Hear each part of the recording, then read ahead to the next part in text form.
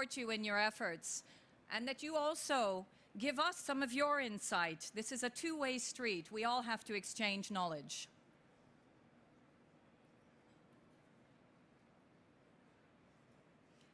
Thank you.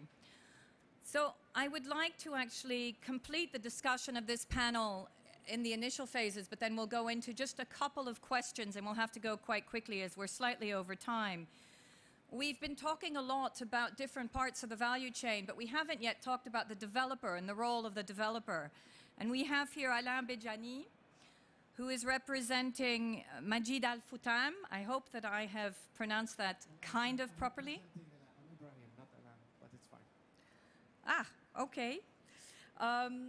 But it's a pleasure to have you here. And through our experience just recently in putting together a commitment at the European level to reach nearly net zero energy buildings, we have worked very closely with the development community. And it's the first time that we've partnered with developers, JLL and also Hammerson and others, to try to bring together the community of partners around this very important goal. And I think globally, we often underestimate the real estate sector and the developers in terms of their role in stimulating change in this area. So we look forward to what you have to say. Good afternoon. My name is Brahim Al-Zabi, and I'm speaking on behalf of Alain Bejani, the CEO of Majid Al Futam. First of all, it's good to be among friends here with the different hats I have. I would like to thank WGBC and UNEP for inviting us here. Thank you, Dr. Arab, Kurt, and Terry. And I would like to thank my colleague, His Excellency Dr. Thani Jeudi from the Ministry of Foreign Affairs of the UAE for helping with the logistics. And our new friend, Minister Ibrahim, the Minister of Environment and Energy of the Maldives, for being among the audience and having the time to stay till the end to listen to what we're going to say. Thank you very much. I think one of the most important things when it comes to green buildings is the public-private partnership. Companies can implement faster, they have a regional background, they have regional access, and they have a platform for innovation. When you talk about a green building, and I agree with you about having a definition for a green building, which I think the GBCs already did a great work doing that, but I would add the well-being part.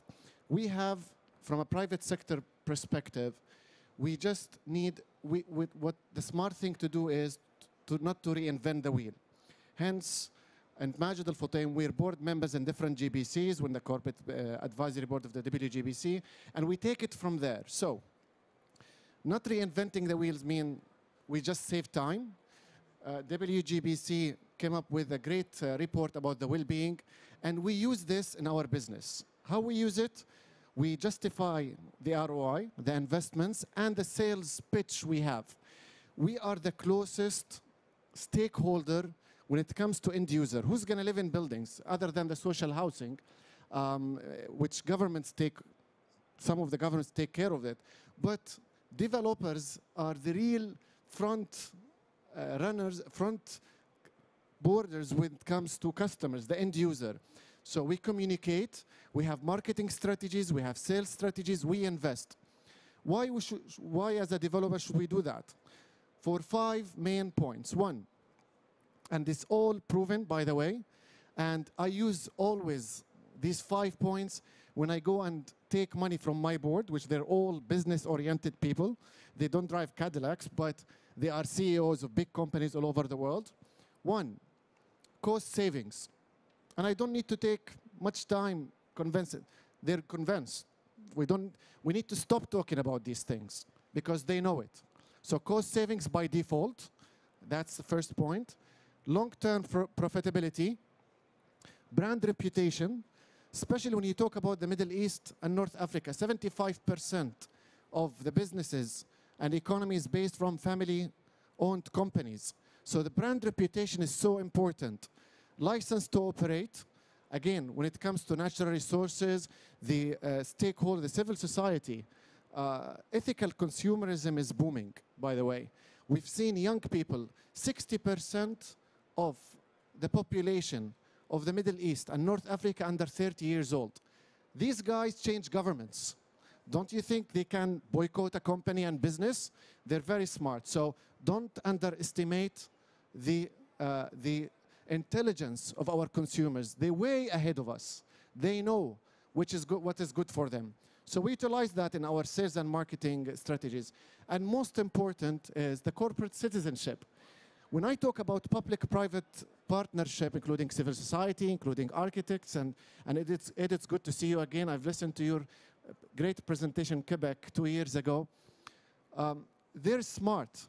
We have the online, we have the social media, and it's so important for the green building movement and the governments now to say, okay, we are way behind what the real end user wants. End user wants a healthy greenhouse that first will save them money and will be healthy for them and their children and children's children. The minute we just include this and take this by default, and it's taken, by the way, and you ask the question, why the hell we're not doing anything?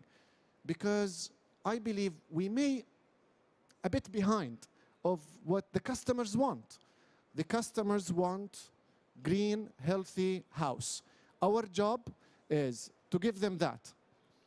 Give them lower utility bill. It's good to give them zero or positive or net, but at least we start with that. Number two, give them a healthy, affordable house. And that's mainly the 5 points, I think, not only in Majid Al Futtaim. In most of the developers, whenever we talk about these things, you don't go wrong around these 5 main points. Thank you. Thank you very much. So now, and I apologize, there is no interactive session which is planned here, and I'm really sorry about that. But we have such an amazing panel, I hope you'll agree, and give me the indulgence of asking them just a couple of questions. We have actually 10 minutes remaining because we took a bit too much time in terms of the initial points. I'd like each of you to take 2 of those minutes. I'd like to start off with the IFC and just build on the finance discussion. What financial structures and breakthroughs are starting to bring about the large-scale investment capable of global decarbonization in this sector? And how can certifications such as Edge IFC facilitate this? Okay, great. Can you hear me? Just very quickly. So our approach, again, is a comprehensive approach. Financing alone is not going to do it. Working with developers alone is not going to do it. We need to take a transformational approach to the entire ecosystem. So we have a program called Edge, as you noticed.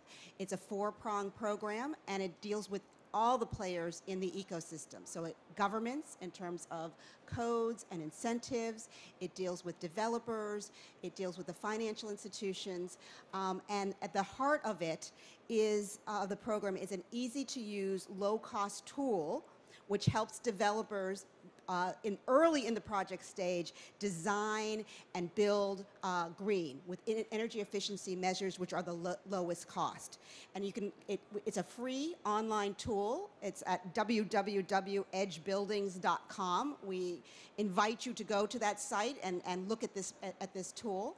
And this is at the heart of it. And it can be used not only for developers to design, but for the financial institutions to be able to verify that these our buildings are green. And so the good news on the financial side is that there's already financial flows developing construction throughout, the globe. So what we need to do is take those existing flows and put them on a green path. So this is not new money that we need to do. This is money that we need to push to a greener path.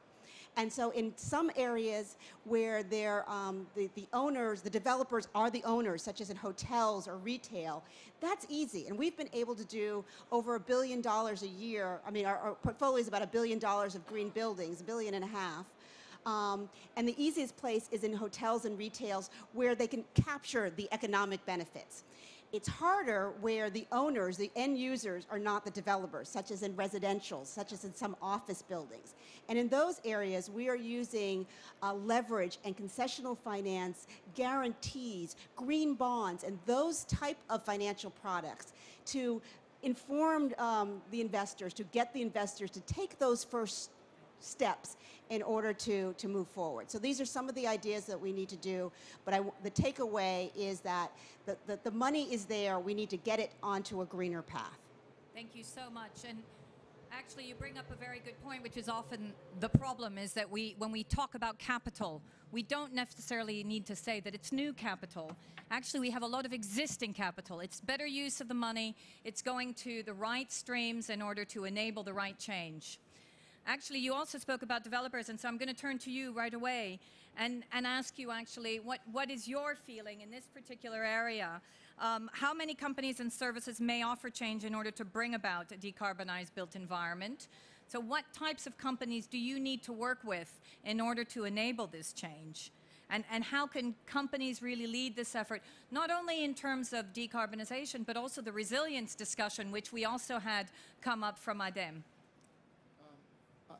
I think companies can lead by example, and that's the quick path, by the way. When you talk about low-hanging fruits, when it comes to company, the decision-making is maybe a bit easier.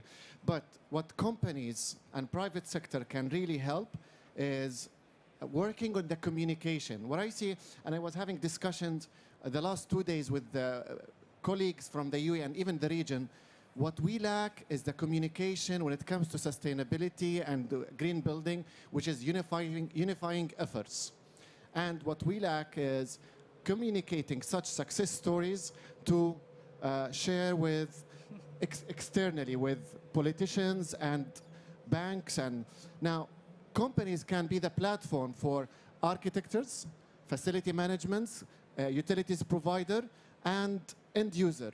I give an example, numbers from the company I advise on sustainability.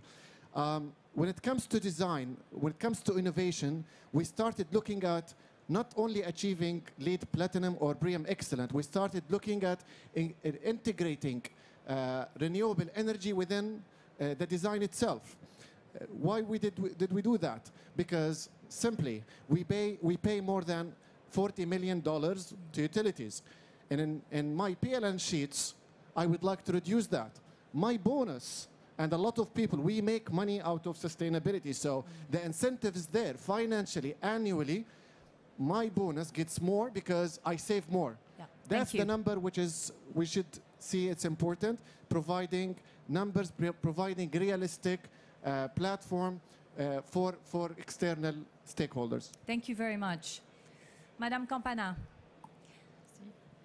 How can we actually, if you were going to speak about some leading countries in this area, who would you think are actually leading in this area? What can we learn from other countries? And how can we also learn from French leadership? Je pense que c'est difficile de citer des pays. Ce que nous voulons faire, nous, c'est favoriser des échanges à la fois pour développer des stratégies intégrées dans le domaine du bâtiment, donc avec les pays d'Europe, avec les pays d'Amérique du Nord, avec le Japon. Nous travaillons beaucoup avec tous ces pays, mais aussi avec les pays en développement. Donc des stratégies, promouvoir des solutions et les partager, et enfin accompagner les acteurs sur le terrain. Donc je pense que c'est ça qui est important, et l'objet de ce flagship sur le bâtiment tropical, c'est de rassembler autour d'une même plateforme tous les acteurs concernés par la construction durable en zone tropicale, puisque là je parle de zone tropicale, d'ouvrir un espace d'échange, d'expérience, de bonnes pratiques. Parfois les pratiques du Sud sont à partager avec les pratiques du Nord, et on apprend beaucoup du Sud. Et enfin, de mener ensemble des actions communes pour démultiplier les impacts en termes de réduction des émissions de gaz à effet de serre, d'efficacité énergétique des bâtiments tropicaux. Voilà ce qu'on souhaite faire avec ce flagship. Merci beaucoup. So actually, looking at the flagship programs, Matt, and also looking at the role of both civil society and also the investment scenarios that you were proposing to us, we haven't talked so much about renovation. So I'm actually going to ask you to focus on renovation. What more can be done in that area? This obviously is something that's very close to the heart of our patron, His Royal Highness the Prince of Wales. Historic buildings are very important and very difficult to renovate. So what can we actually do? I wanted to focus a little bit on some of the success stories that are emerging. Can you speak up a little bit? Because I for think some so. reason, There that's we go. better. So I want to focus a little bit on some of the success stories that are emerging. In the U.S. right now, we have something called Property Assessed Clean Energy, PACE, which allows people to securitize and finance through their property assessments. And in just the last 3 years in California, for example, we've seen this happen. We've seen this emerge in the residential space in particular, and we'll do nearly $500 million in residential energy efficiency lending just in the state. Nearly $1 billion overall when you include renewable energy. So there really are some bright spots emerging. We recently had a securitization of energy efficiency loans, the first actual energy efficiency asset class that came to the fore. So there's a lot of bright spots, and I think that in general, we have all the tools necessary. The capital's here. We're really lacking innovation and demand. Well, actually, we have plenty of innovation, but it's hard for it to reach the marketplace. So I think as a community and all stakeholders, we need to come together and adopt the type of standardization and take the steps together. And there's really a really bright signal that's emerging that says that we can start to really make up start to see this market accelerate and to hit our numbers and achieve the great potential in the existing building stock. Thank you very much. So now moving to Mr. Chen Zhen, could I ask you to focus, as we only have 2 minutes, on what exactly do you see the government and private companies doing in China in order to really begin to move the country's industry forward? And what could other countries learn from China's efforts?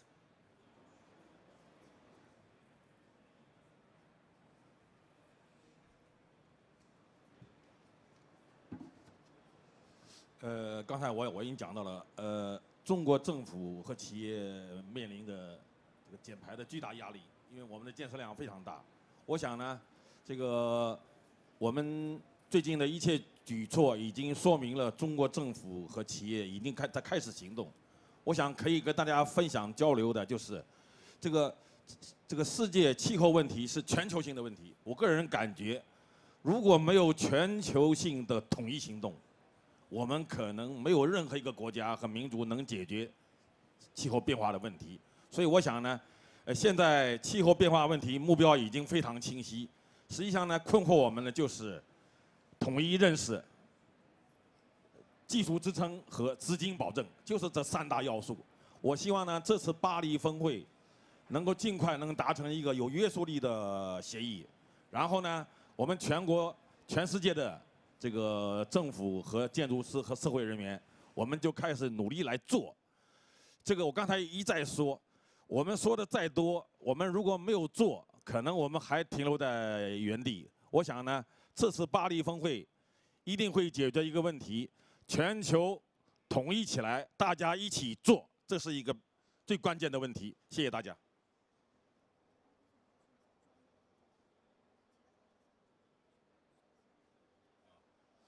这个，如果认为中国这几年有哪些方面可以值得大家推荐的，我讲呢，可能有这么几个方面。一个呢，就是要制定我们的减排的目标和计划时间表，这个是中国政府已经做到了。第二个呢，要在人力、物力、财力上给予保证，这是我们已经在开始做的。第三个呢，要加强跟全球各国的政府和专业人士的合作，这也是中国政府也在努力做到的。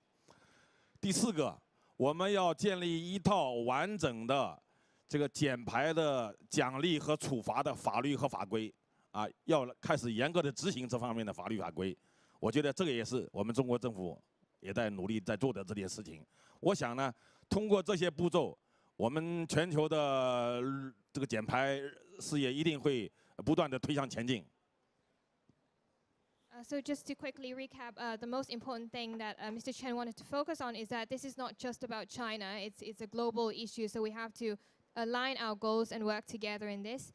But in terms of China, what China has been doing specifically, the Chinese government has been pushing a lot for setting targets and having roadmaps, and this is probably something that other countries can learn from. We're also putting in a lot of resources, both human resources and financial resources, in promoting greener buildings. We're also actively reaching out and working with other countries in promoting lower carbon buildings, greener buildings, zero carbon buildings. And most importantly, this is something that we're also working on, but maybe other countries can also work together and sharing their experience with us, is to establish an enforcement system, both having incentives, carrots and sticks to actually make this happen on the ground and not just having targets. Without implementation, it's nothing. Thank you. Thank you very much, and thank you to the entire panel for being very concise and to the point. Ed, just a couple of closing words of wisdom from what you've heard, and then I will close. Well, first, we'd like to see you all on Wednesday next week. We will talk about intervention points. How are we going to actually renovate all these existing buildings? There are certain ways you do that. We've already developed plans for New York City and Boston, and are beginning to work on other cities, so we'd like to share all that. What are the guiding principles? We'll talk about that. Sandrine will be with us. And we'll talk about the tools available. There are many tools available that, that we can share with you, like real-time simulation. If you're designing and you move the building, you automatically see its energy consumption going up and down. So those all will be discussed and available on Wednesday. Thank you, Ed. It's a pleasure to be here. One of the things we would like to push for at the COP21 is that 2050 gets into the final declaration. So we do have a goal and a roadmap, and we do set a target, a global target. Great, thank you very much. So first of all, can I commend you all for being so incredibly patient and for sticking with us for the duration of this panel. Before you leave, let me just leave a few thoughts with you. We heard this morning that the emerging economies are really an area where we're going to continue to see the impacts of the built environment. That doesn't mean that those economies that are not emerging are off scot-free. It means we all have to work together to make the change. However, we really do need to bring together the full value chain in order to ensure that we do move towards net zero. We've mostly talked about energy reductions, but clearly embodied carbon across the built environment is fundamental as well. And that's where it gets tricky. That's where you have to work with the construction sector, the different material suppliers, et cetera, to ensure that it actually works. We've also heard, however, from this panel that the capital is there. The money exists. We just need to make sure that we create the right flows and investment tools to ensure that it gets to where it needs to go. The governments are showing leadership, not only here in Europe, but in China, in other countries, and that leadership is also all about partnership and working with other countries across the globe in order to exchange knowledge, to exchange technologies, and to exchange different types of standards and regulatory frameworks that work. Business is ready to step up to the plate. Not only companies that are product and service suppliers, not only the construction industry, but developers, the real estate industry, etc., are all ready to collaborate and to work together. So please don't miss the fact that today at Buildings Day, many of us are working together through this new alliance, and we are committing. We have had a great initiative of bringing together different companies across the spectrum of the value chain here in Europe. But as Ed says, Architecture 2030 is working very clearly on the China Accord. WBCSD has launched also its own initiatives and is working very hard on the technology side. The Green Building Council across the globe, which was mentioned, is also trying to ensure that all of its building councils work together to make this a partnership of change. And that is only just a few of the flagship initiatives and commitments that are being made today. So please don't miss out on the announcements that will be made later. Thank you for sticking with us. You now have a break and enjoy your coffee and tea. Thank you.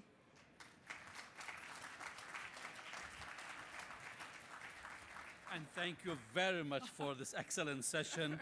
You led by example. The bar is very high for next ones. So we will take a short break, 15 to 20 minutes.